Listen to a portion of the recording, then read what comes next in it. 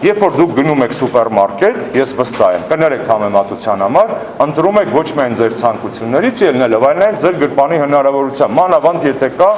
միևնույն ծառայության, մթերքի, ապրանքի մի քանի տարբերակ։ Դուք չեք վերցնում ամենաթանկ խմիչքը ու գնում փորձում վճարել տեղական արտադրողի գնագոյացման սխեմայով։ Դուք ունեք ընտրության հնարավորություն, կրթությունը նաև շուկա է ձևավորել։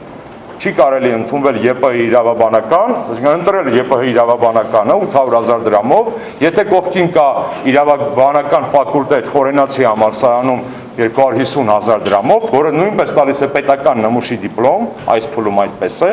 ու հետո ասել, որ ես չեմ կարող ստանալ իրավաբանական կրթություն։ Ինչու չեք կարող ստանալ։ Խորենացիում ստացեք։ Ակնհայտ է, որ բոլորի ընտրությունը պայմանավորվում է երկու հանգամանքից ելնելով, 3 կներեք՝ ցանկություն, ունակություն եւ կարողություն, հնարավորություն ընտանիքի։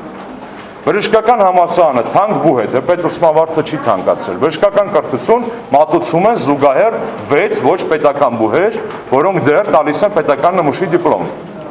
Ինչու ենք ընտրում 800,000-անոց բժշկական համալսարանը, եթե կողքին կարող են գնալ 400,000-ով սովորել Հայբուսակում։ Օրինակ բժշկականը լավն է, չէ՞ որ ենթագիտակցաբար ընտրում եք բժշկականը։ Դե եթե լավն է, պատրաստ եղեք լավի գինը վճարել։ Հանրակրթությունից, որ ժողովրդին հարցնում ենք ինչից եք դժգոհ, առաջի տեղում այն է, որ մենք անցել ենք 12-ամյա կրթությանը։ Երկրորդ տեղում այն է, որ մենք ստեղծել ենք ավագ դպրոցների համակարգ։ Եվ նոր երրորդ տեղում կոռուպցիայի խնդիրն է։ Այսինքն top 3-ի մեջ երկու բացասական լիդերները դա ռեֆորմներն են։ Այն դեպքում ես համաձայն եմ քննադատության հետ, որ 12-ամյա կրթությունը իր բովանդակային առումով շտկման կարիք ունի, բայց սիրելի ժողովուրդ, մենք անցել ենք 12-ամյա կրթության 2006 թվականի, այսինքն մենք մինչև 2018 թվական